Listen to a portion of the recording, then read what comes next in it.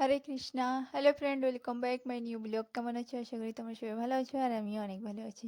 তো সকাল সকাল রেডি হয়ে আমি বেরিয়ে পড়লাম কালী মেলায় যাওয়ার জন্য। আর আমার বাবা আমার ছাড়তে যাচ্ছে কালী মেলায়।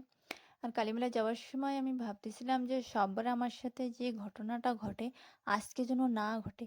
কারণ আমি যখন ইমার্জেন্সি কোনো কামে যাই, যেরকম কি কলেজের কাম, এক্সাম, এরকম টাইমে না আমি বাস মিস করে দিই। তো আজকে যাওয়ার সময় ভাবতেছিলাম যে আমার জন্য আজকে বাস মিস না হয়, কারণ আজকে আমার মর্নিং সিটিংয়ে এক্সাম রয়েছে। কিন্তু যা হওয়ার সেটাই তো হবেই আমার সাথে।